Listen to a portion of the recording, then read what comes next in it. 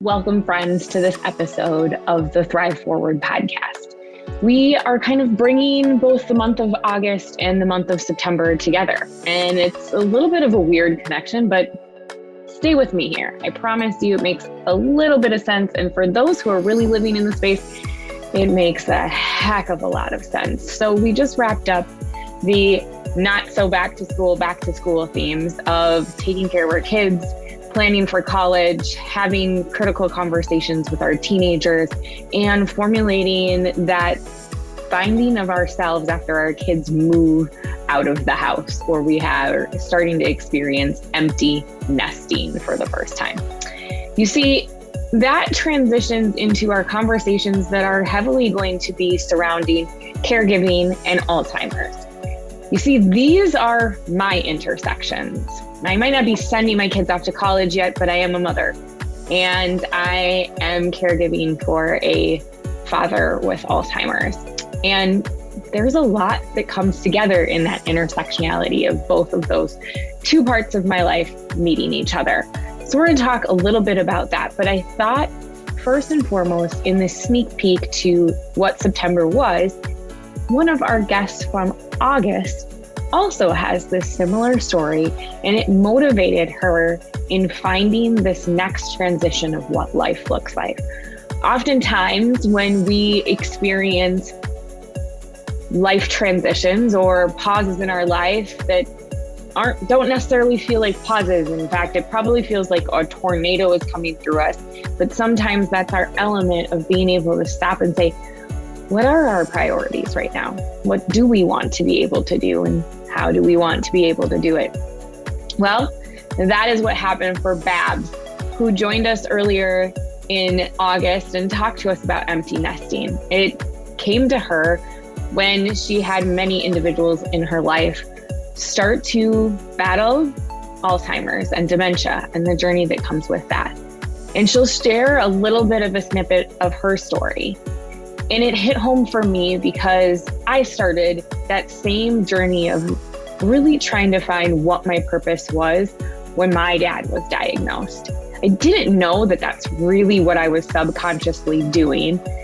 There was just something that tugged at the heart inside me of, what is it that you really want to be doing, Shannon? How do you want to live in this life? How do you want to show up for yourself, for the people around you, and all of this, what feels like sometimes a balancing act, but how are we going to bring those intersections better together? So if you're at this stage of life, which so many individuals are in caring for our children and caring for our parents, join us in this series as we kick off sharing our stories around Alzheimer's and caregiving. And that first story that we will share is the one of inspiration that comes from our previous podcast guest, Babs Plunkett. So stay tuned.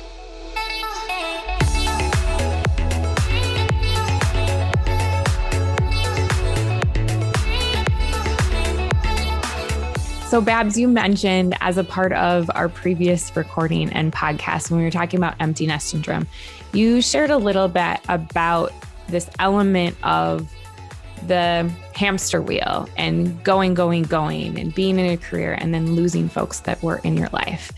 And we are transitioning into an educational space for the month of September around a topic that is near and dear and close to both of our hearts, but one that we bonded in when we first connected, and that is Alzheimer's and dementia and caregiving. And I would love for you to share some of your story on how that experience kind of transitioned you into the space that you are today, even beyond what you shared during our previous recording. Yeah. So the hamster wheel that you mentioned references my mistaken belief of chasing after false happiness and trying to go to be the perfect wife, the perfect mother, the perfect employee, and trying to be what the world says you're supposed to look at, which is nothing but exhausting and a false way of looking for the good in life. And so this 5-year stretch of time is when I crashed and burned off that hamster wheel, and I was hospitalized twice. And then I lost 4 people, both my my mother-in-law had Alzheimer's. My father had Alzheimer's dementia. My mom died of a stroke, and my twin sister's husband died of dementia, all in this compact period of time. And boy, nothing wakes you up quite as much as the loss of a loved one to shine a light on how do you really want to live. So that was the impetus for me to wake up again to who do I want to be and what do I want to give the world? And they were an inspiration. Definitely. And you shared with me a story before we hit record. And if you've got a different story you want to share, I'm totally comfortable with that. But I think your brother-in-law's story about his renewal of joy, and then we both know that you can handle a diagnosis in a very different manner. Yeah. How did your brother-in-law process through that, and what drove him to choose that? What was his life experience in that space? Yeah. So his name was Bill, and is my twin sister's husband. And he, to me, was somebody years ago that he was full of effervescence, full of this ebullient joy, a booming laugh, a handlebar mustache. And so I would ask him, were you always this way? Did you come this way? And he was among the many, many people that I asked over the decades. He said, no, actually, when I hit the midpoint in my life, I realized I wasn't very proud of all the choices that I had made. I didn't like everything about the man that I had become. And he said, I made up my mind to be a better person. And that's when he met my twin sister. And so I only knew him in this phase of life where he was actively choosing joy, actively choosing, bright curiosity in the other person. He changed his career to be a professor out of industry. And that vivacity, that looking for the good, that sparkle carried through as his dementia progressed. And the love between my twin sister Anne and Bill, it was forged by that positivity, that actively practicing the choosing of the good. And they stayed bonded together by going to the dog park. They had dogs they just loved, and the dog park friends were lovely at carrying on the friendship when his memory didn't allow him to, remember everything. But even until the very end of his life, I was there when he took his last breath, and he even still, there was this love and this tender brightness that he carried with him because he practiced, I think, for decades, being somebody full of love and light and joy. Mm. It's amazing to hear those types of stories, because I've heard so many different dementia, Alzheimer's stories that are different, right? Those that are experience anger, and those that emotions transition. And everyone always asks me, how's your dad doing? And my dad is comical. It's kind of always been our bond, is that we're big jokesters and we like to have fun with life. It doesn't mean that there haven't been hard things. My dad has experienced immense amount of trauma in his life, and for him to be experiencing the level of joy is great. We just celebrated his birthday before we're recording this. So his birthday is in July, and we took him out, and I bought him an obnoxious birthday hat from the party store, and he decided he wanted to go for a run, and it only lasted a block, but not even a block, probably someone's length of their driveway. But he decided that that's what he wanted to do. And laughter is such a key piece of our joy and how we continue to move through our journey together. So your story is so inspirational for those that are going through it as well. And of course, we know that his spirit lives through the joy and work that you're doing. And is that part of what transitioned you into the space of what you're doing now and writing your book? He is one of the stories in my book. He and my sister are in there, and it is, choosing joy despite physical limitations. So he was one among the many people that I well, I spoke to over 100 people across the country, but I spoke with people actually since I was 13. I got interested in how to age with joy because my grandma moved in with us and she was the crabbiest crabbykins I'd ever known. And so as a young girl, I was already wondering, oh no, am I genetically programmed to be a crabbykins too? I didn't know.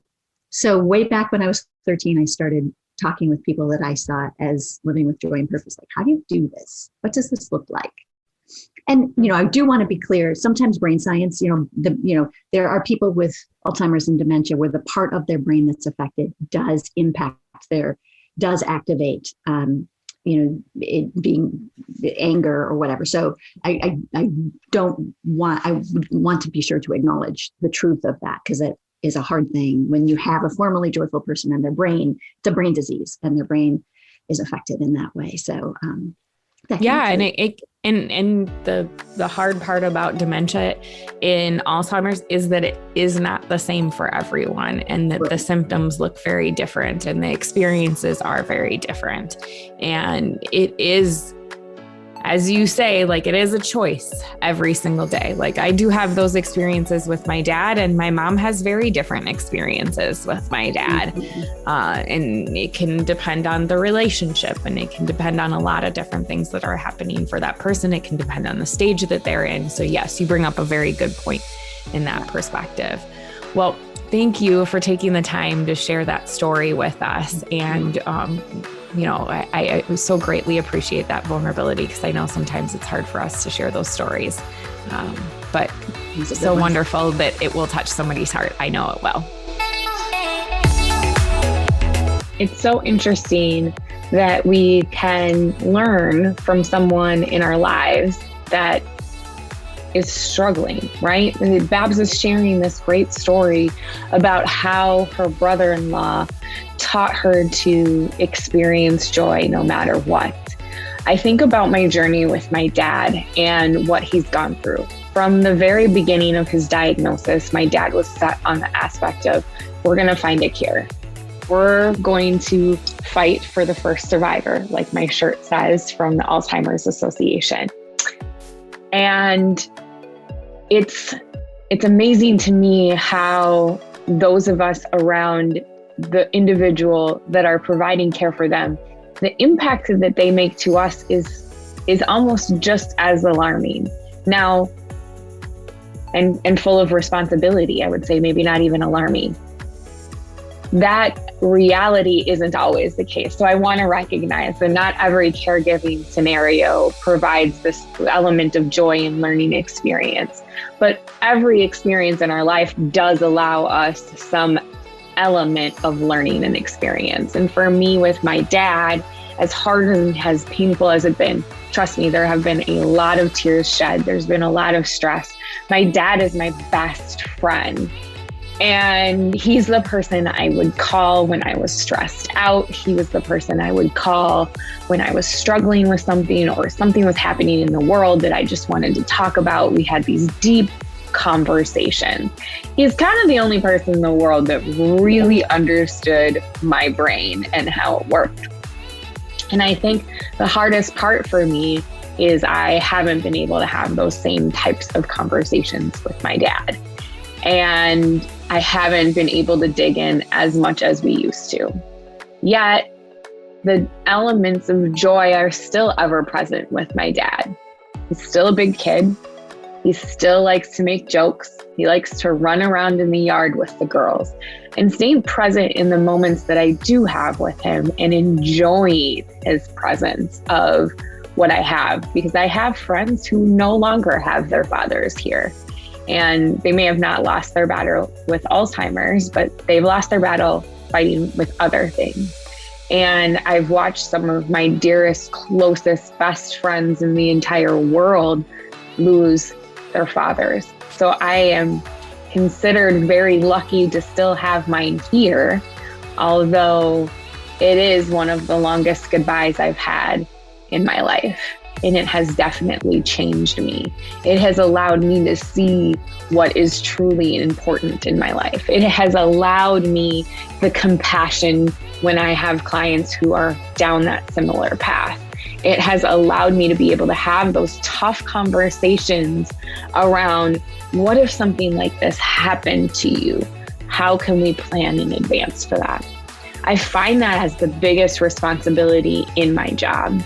You see, as a financial planner and a financial advisor, wealth advisor, you can call me whatever you want to. Honestly, I see my role as a life planner, as somebody who brings all of the aspects of your life together, because I truly do believe money touches every aspect. And as we start to pull back the layers on this conversation, we are going to start to see that it costs a lot of money, both figuratively that we see and money that we don't necessarily see. Individuals who have to sacrifice their jobs, take a step back and caregive for a parent, caregive for a loved one, whatever that might be, there's money lost as well. There's elements of planning that might need to occur or haven't occurred. In the case of my parents, my dad loved and fought for his passion to be an artist his entire life in many different capacities, but that didn't result in millions of dollars that were passed along in the next generation, or even really financial planning that would help him get through the battle that he is now fighting. Thankfully, there are other resources that we'll start to talk about in some of the episodes to come that helped my parents go through what they're going through right now. But the hardest battle sometimes that we have is really identifying those things before they start and not really wanting to have those conversations. A lot of folks don't want to talk about death and dying and getting sick. Oh, that's not going to happen to me. Or, I'm going to just wander out into the woods and I will drink a beverage and I will not come back. I will move to the West Coast and make the choice for myself. There are a lot of different answers there. And I think the biggest thing I will always say is communication is really important. We can plan all we want, but if we don't communicate the plan or the expectations, then we aren't going to be able to experience those moments of joy and the experiences that we really need to experience in those times. Being ever present with those individuals that are in our lives for the limited amount of time that we might still have with them. And I think that's the great conversation and realization that both Babs and I have had is life is limited. So what is it that we want to be able to do? And what are the people in our lives who have taught us to make that impact? For Babs, her brother-in-law taught her how to experience joy and how to live in that space. And now she's taken that into her career, serving parents, serving others in retirement, finding that joy in our lives. Now, not in this figuratively fluffy sense of the word, but really how do we find joy? We're all worthy of it. For me, with my dad, it was finding my purpose. What am I supposed to be here to do? And honestly, I truly believe it's to help every individual that walks into my life to realize that they are worthy of wealth and how to get to that space. I think that breaking down the barriers within my industry to make it a more diverse and welcoming space is a part of my purpose. It's a part of the reason why I started Forethought Planning, and I wouldn't have done that had my dad not instilled some of the behaviors of dreaming, thinking big, not being afraid to step out on a limb and take a chance. My other capacities of learning come from my mother in terms of hard work and execution and getting things done. But my dad really always told me to dream, and he told me never to quit. And sometimes I think there's a lot of us out there that we're living in our purpose in different ways. And your purpose doesn't have to be your job. It could be a hobby. It could be something else that you're doing. But don't wait for those intersections to come and feel like a tornado for you really to be able to make the decisions in your life that make you find the most amount of joy. I hope that you don't have to ever experience the loss of a loved one with Alzheimer's or dementia. It is an unfortunate space to live in, to watch your loved one totally deteriorate in front of you. And it happens slower for some and faster for others. And unfortunately, it doesn't discriminate. We all have a brain, which means we are all susceptible to living in that space. So how do we not live in fear, but how do we find more joy? And how do we take the bull by the horns and take ownership of our lives so that we can live in the space that we truly are meant to be in? I challenge you, my friend, if this is something that hits home for you, how do you start to have that conversation? How do you plan to be able to be in that space? It's something I love to be able to help people do. And if it is something that you think that you are ready to take the step forward and find out more, please don't hesitate to schedule a wealth assessment with us today. We would love the opportunity to sit down with you and plan forward. If you are in the thick of caregiving and you are trying to make sense of all of the things, whether it comes from healthcare or financial management for your parents, what is the right place? Please don't hesitate to reach out. We would love to help you as well. And as I leave this conversation with you today, and we tune into the future conversations on the Thrive Forward podcast in September, I want you to remember that you are worthy of wealth in all of its capacity.